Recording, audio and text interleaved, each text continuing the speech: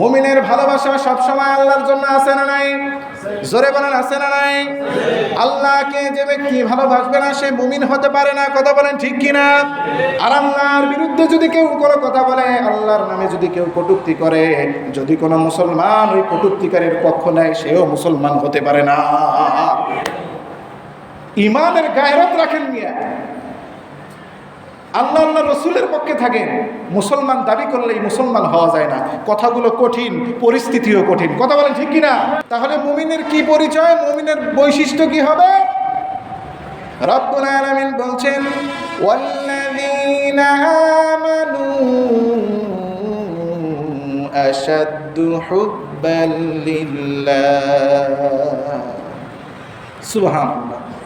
ওয়াল্লাযীনা আমানু, যারা ঈমানদার, আশাদ্দু হুব্বান লিল্লাহ, এরা আল্লাহকে বড্ড বেশি ভালোবাসে। বলেন না সুবহানাল্লাহ।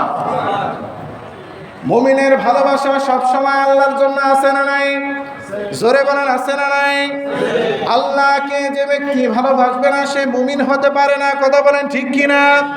আর আল্লাহর বিরুদ্ধে যদি কেউ কোনো কথা বলে, আল্লাহর নামে যদি কেউ কটূক্তি করে, যদি কোনো মুসলমান ওই কটূক্তিকারীর পক্ষ নেয়, সেও মুসলমান হতে পারে না। ইমানের গায়রত রাখেন মিয়া, আল্লাহ আল্লাহ রসুলের পক্ষে থাকেন, মুসলমান দাবি করলেই মুসলমান হওয়া যায় না। কথাগুলো কঠিন, পরিস্থিতিও কঠিন। কথা বলেন ঠিক কিনা?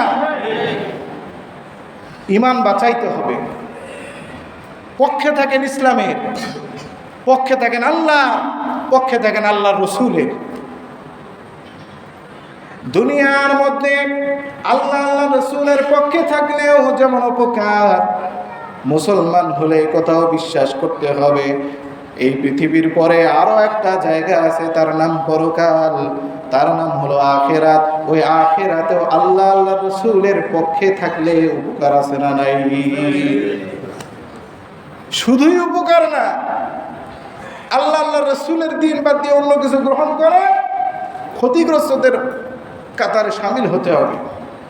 রব্বুল আলামিন বলেন, ওয়ামান ইয়াবতাগি গায়রাল ইসলামি দীনান ফালান ইউকবালা মিনহু ওয়া হুয়া ফিল আখিরাতি মিনাল খাসিরিন।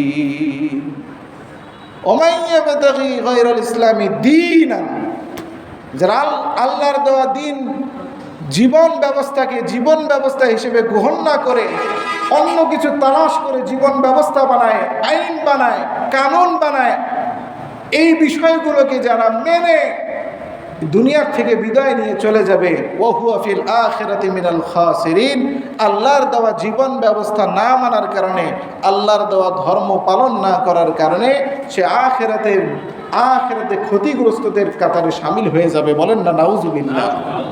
এই জন্য পক্ষ থাকতে হবে আল্লাহর আল্লাহ রাসূলের।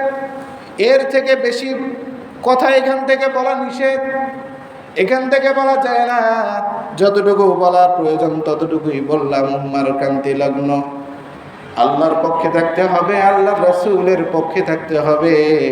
রব্বুল আলামিন বলেছেন, ওয়াল্লাযীনা আমানু আশাদ্দু হুব্বান লিল্লাহ, যারা ঈমানদার তারা আল্লাহকে বড্ড বেশি ভালোবাসে। বলেন না সুবহানাল্লাহ।